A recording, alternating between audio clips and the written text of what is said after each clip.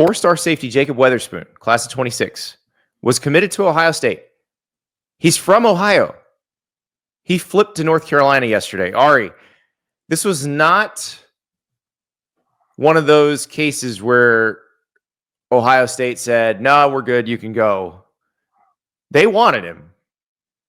Now, there's some stuff with his recruitment where he took a trip to Penn State and he took a trip to North Carolina, and it wasn't, it wasn't as forthcoming as usual.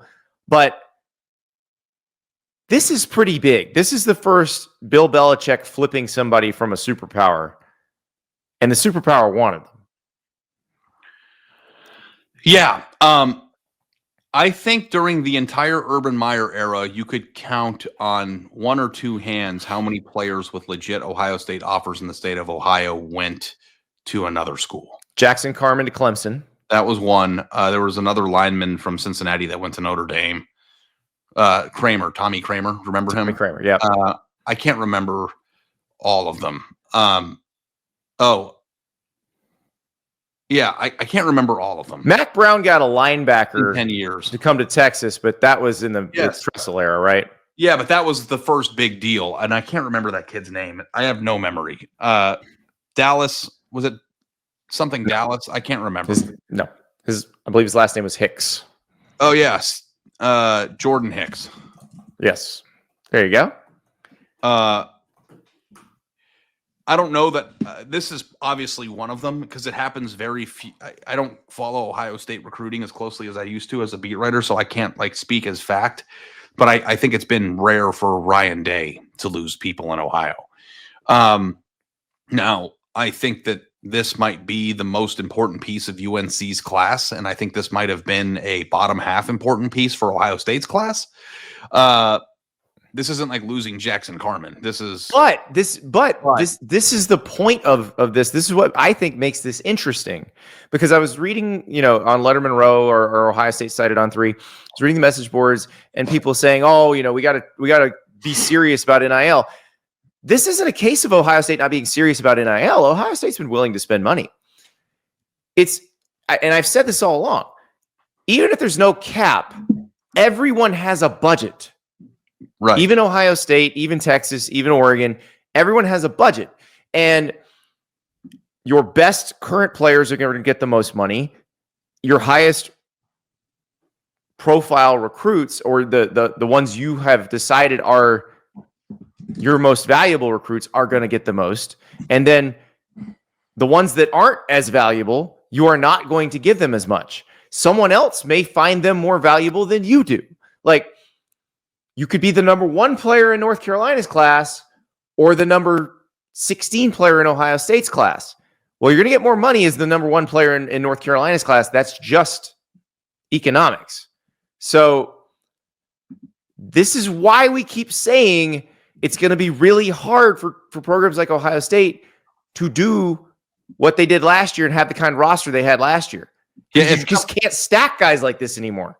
If somebody thinks that the 13th best player in Ohio State's class or the 9th best player in Ohio State's class should be the number 1 player in their class, and are willing to overspend or spend more than Ohio State's willing to allocate to the 9th best player, that's why it's impossible to do what you used to do, which is reiterating what you just said. But that's and also too, if Ohio State thinks that he's the 8th best player or the 8th or 9th most important player in their class, and North Carolina thinks they're number 1, this also comes down to your Pittsburgh Pirates stuff, which is who evaluated that player better.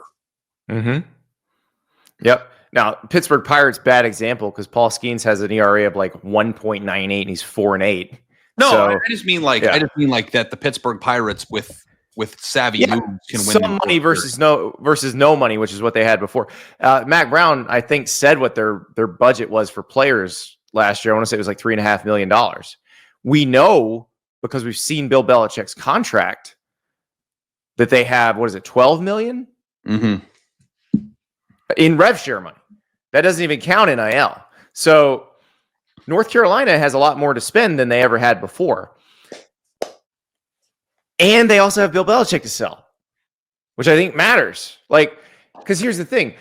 Steve Wiltfong, our recruiting guru, he was posting on the message boards at Letterman Row, and he said, for Ohio State, Weatherspoon's kind of a take and develop guy. Like he doesn't start right away, he plays special teams, and then he becomes a starter. And Steve said North Carolina is looking at him differently. Whereas, so now you decide, do you want to make less money, sit at Ohio State, or make more money, play immediately in North Carolina, and oh, by the way, you're playing for Bill Belichick. Right. And also, too, have a chance to develop faster and become a star somewhere else, where you might have to wait 3 years. I see that, and also while getting paid more. Right. Because it's not like you're not going to the NFL from North Carolina. And the thing Bill Belichick can do that other coaches can't is he can say, I can develop you for the NFL. And there's really no argument that the other school can make against that. Right. Like, it's one thing if Tennessee says, we're going to develop you for the NFL. Here are the DBs we've put in the NFL. And you have to sort of just gauge that. All right. They have put these DBs in the NFL, but Ohio State has put more DBs in the NFL. And that is what I'm going on. When Bill Belichick says it, even though he's never coached a college game, you're like, oh, I trust Bill Belichick to know what a good NFL DB looks like. Yeah. You know what I never understood? If you coached in the NFL or you won Super Bowls, does that make you qualified to sell developing for the NFL? It doesn't make you qualify for that. It makes you qualified to say, I know what this looks like. Or what it takes. And I'm going to make you that. Yeah. Because I always just thought, like, well, if you're a good drafter or all that stuff, it doesn't mean that you're good at taking a high school player and making them that. It means that you're good at identifying them when they're ready to be in the NFL. It's a different skill set. It is a very different skill set. And we don't know that Bill Belichick can do that.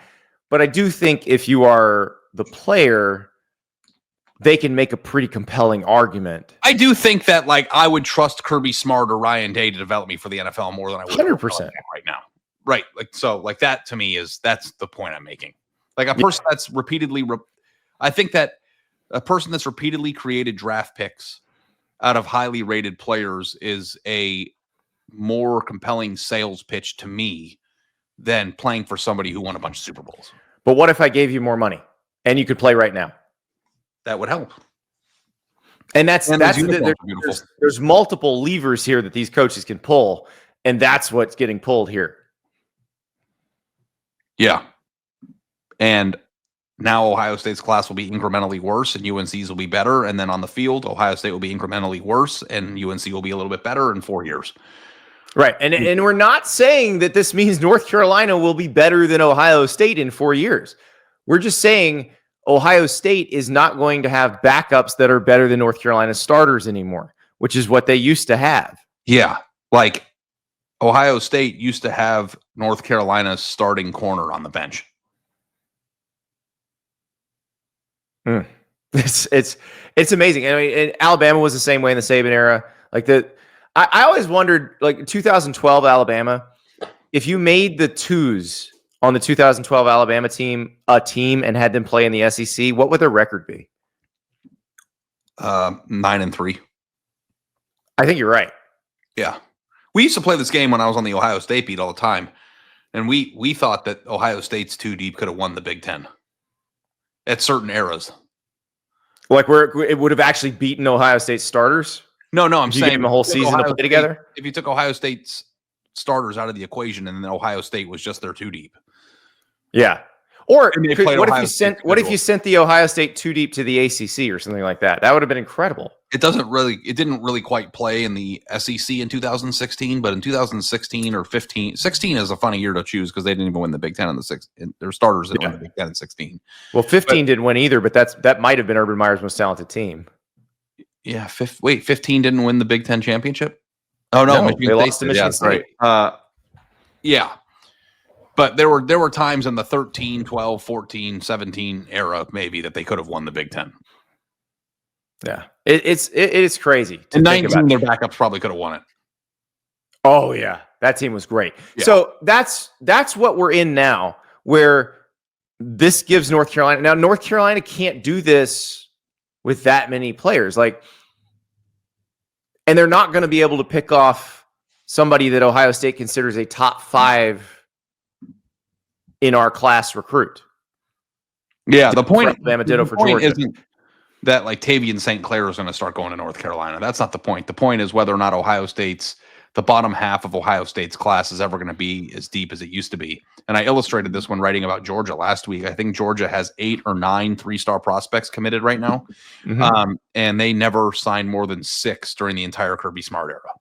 Again, that might just be an anomaly, or that they find these 3-star prospects from a evaluation standpoint to be undervalued. And I'm sure that's Alabama's is like that too. We talked about Alabama's hot streak and how they got all these top 100 guys. But if you look, it falls off much quicker than the Saban classes fell off. And that's not Kalen DeBoer's fault. That is the system now.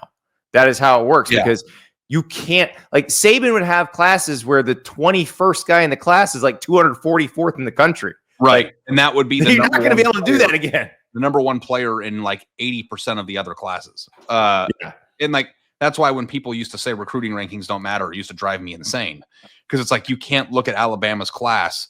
Even if 70% are hits and 30 are misses, like even 70% is still 7 to 10 more players on an annual basis a year.